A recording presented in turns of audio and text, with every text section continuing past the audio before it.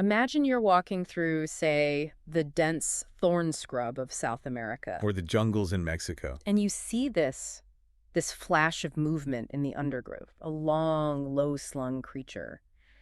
Your first thought might be, is that a weasel?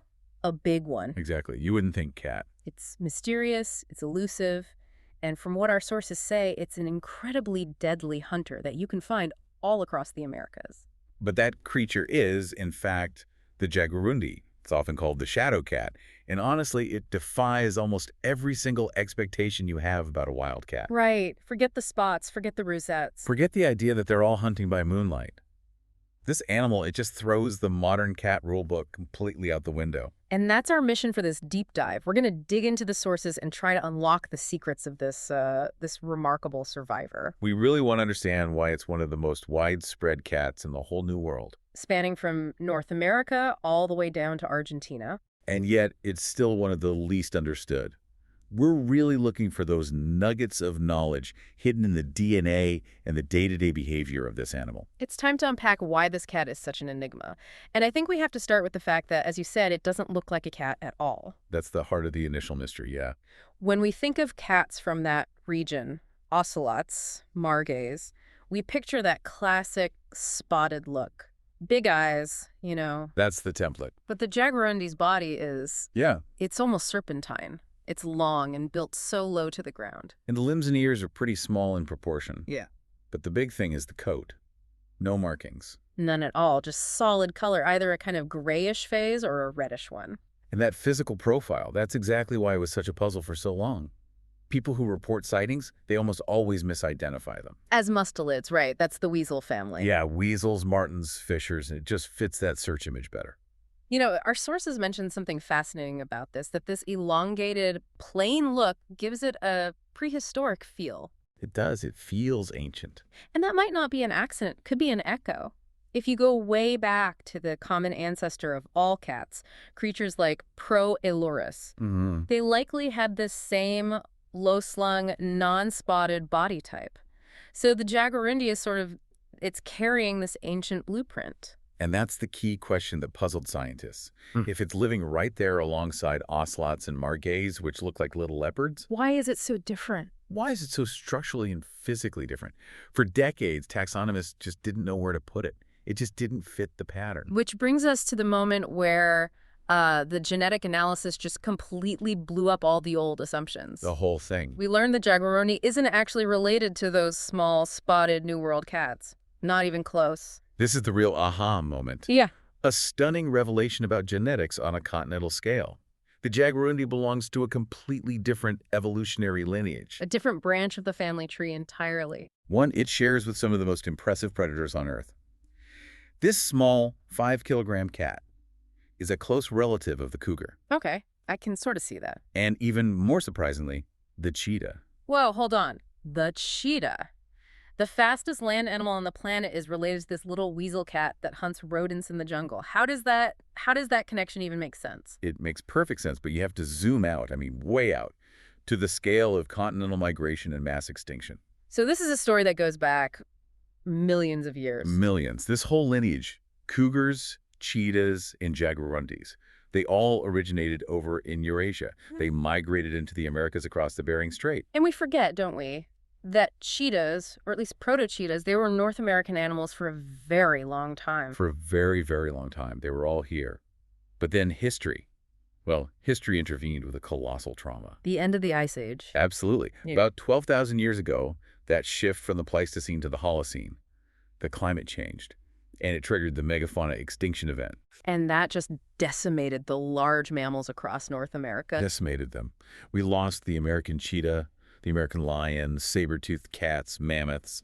It was a catastrophic planetary event. A huge evolutionary bottleneck. The entire continent was scoured, and only a handful of large predators managed to get through. Exactly. And the survivors from that cheetah lineage in the Americas, the cougar and the jaguarundi. So they were the ones who made it. They did. They had already managed to colonize South America before the worst of it, and that southern territory acted as a sort of sanctuary. They hunkered down, survived the extinction event there, and then later recolonized parts of North and Central America. That is an absolutely epic origin story. Their entire existence is basically rooted in surviving a global catastrophe. It is. No wonder they're known as sturdy and adaptable hunters. Their success today is a direct result of that history. I mean, think about it. Their ancestors made it through that cataclysm by being tough, versatile, and just not too picky about what they ate or where they lived. So that genetic resilience forged in the crucible of extinction. That's the key.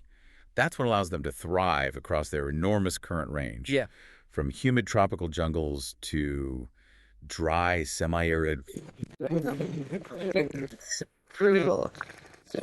That tough and adaptable, what defines their life now? And maybe the biggest question is, why do they work the day shift? Yeah, when almost every other wildcat is a nocturnal specialist. Exactly. And that is probably their most striking behavioral oddity. The Jaguarundi is one of the most diurnal cats on the planet. Not just occasionally, but its peak activity is mid-morning. Peak activity. And it stays out until sunset. In this whole scheduling choice, it's not a preference. It's a brilliant strategic adaptation that is driven by fear. Okay, tell us about this rivalry. This sounds like an enforced survival strategy. It absolutely is. The sources all point to one animal, the ocelot. Ah, The ocelot is its mortal enemy and nocturnal nemesis. And you have to understand the size difference here. right. Your average Jaguarundi is about 5 kilograms. An ocelot can weigh up to 15. 3 times the size. So it's not just competitor for food. It's a direct threat. It's both. Ocelots will outcompete them for resources, but they also absolutely will prey on Jaguarundis. So the little guy just can't afford to run into the big guy in the dark. Cannot afford it.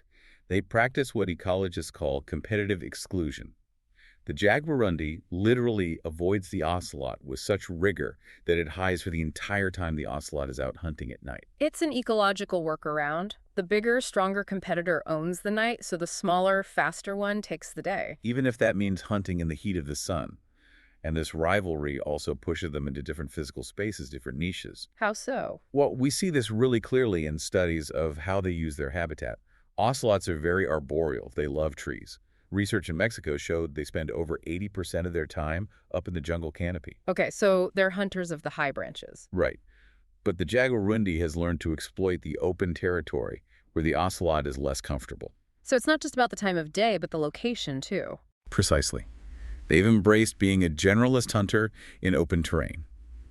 That same Mexican study showed that these shadow cats spend almost half their time out on open pastures and grasslands. And the other half in the forests. Right. They use that marginal habitat that their bigger, tree-loving rival leaves open for them. They're carving out their own competitive space. It's incredible how that one avoidance strategy has just amplified their inherited adaptability. Okay, so let's talk about what they're hunting. Their diet must be just as generalist. Pure opportunists. And because they are ground predators, they're mostly focused on, well, low-hanging fruit. Literally. They're not spending a ton of energy chasing monkeys up in the canopy or raiding high bird nests. It makes their hunting pretty energy efficient. So what's on the menu for a 5-kilo cat? How big is a typical meal? It's pretty small. The average weight of their prey is around 400 grams. So about the size of a large rat. A large rat, a guinea pig, that sort of thing. Yeah. Their favorite targets are ground-feeding birds and common rodents. They just excel at finding whatever's most abundant. But I love this detail from the sources. Despite that low-slung build, they are incredibly athletic. Tell us about their leap. Oh, it's stunning. In places where ground-feeding birds are really common, Jaguarundis have been seen leaping over 2 meters straight up into the air 2 meters. to catch a bird in mid-flight.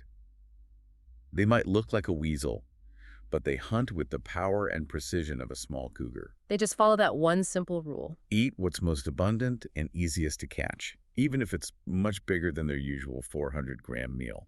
And that generalist diet, that opportunism, connects directly to the biggest source of conflict they have with humans. Correct. When they're pushed near human settlements, which is happening more and more with habitat fragmentation, The easiest prey becomes. domestic poultry. Chickens are abundant, they're easy to get to, and that puts the Jaguarundi in direct conflict with farmers. Who see them as pests and kill them to protect their livestock. Unfortunately, yes. And yet, despite those localized threats, their massive evolutionary resilience has let them colonize a huge territory. They have truly succeeded. Their range goes from Central America down through the Amazon, all the way into Argentina. When you look at all the wild cats in the Americas, only their cousin, the cougar, has a bigger, more successful range. That says so much about their toughness. It really does. So let's look at their status today. What do the sources tell us about their long-term survival? Because the U.S. population seems to be gone completely. Unfortunately, yes. Historically, they were found in the southern U.S., from Texas over to parts of Alabama. But the last confirmed sighting in the U.S. was a roadkill, all the way back in 1986. Wow. That's a pretty clear line in the sand, marking where human expansion just finally pushed them out. That U.S. disappearance is a textbook case of how critical habitat connectivity is for them. Rapid urbanization, all that fragmentation, it likely just caused their range to collapse there. If they can't move, they can't thrive. But globally, the picture is a bit more optimistic. For now, it is. In their core ranges, the big, intact rainforests and grasslands of Mexico, Central America, the Amazon, their populations are considered stable. They're listed as a species of least concern. Okay, but here's the critical nuance that you, the listener, really need to grasp.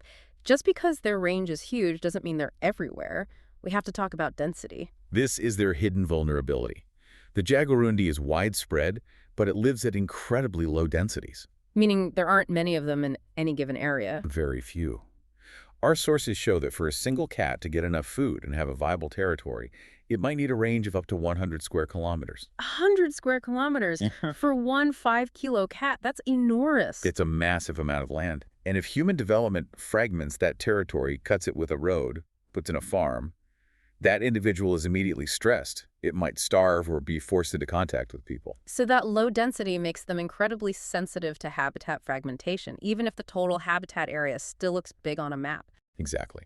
And while their generalist diet and deep evolutionary adaptability make them more resilient than, say, a highly specialized cat, their reliance on these huge continuous territories means we can't get complacent about that least concern status. Protecting those massive, unbroken ranges is the only way to protect this magnificent survivor. And the whole ground-level ecosystem it's a part of. What an incredible deep dive. We started with this creature that looks like an ancient weasel. We learned its DNA ties it to the legacy of the cheetah, and we found out its weird daytime habit is a survival tactic to avoid its bigger rival, the ocelot. It's a testament to the power of adaptation. It really is. It allowed it to colonize a continent, even if its future now hangs on our ability to leave it vast, unspoiled territory. And I think that's the final thought to leave you with. We now know that this small, plain-colored cat that hunts in the daylight has this epic continent-spanning history rooted in surviving a mass extinction. It makes you wonder. It does. It makes you realize that seemingly common animals, the ones that hide just under the surface of our awareness, they often hold the most surprising and powerful evolutionary secrets. It just makes you look at the mundane with entirely new eyes. Something to think about until our next deep dive. We'll see you then.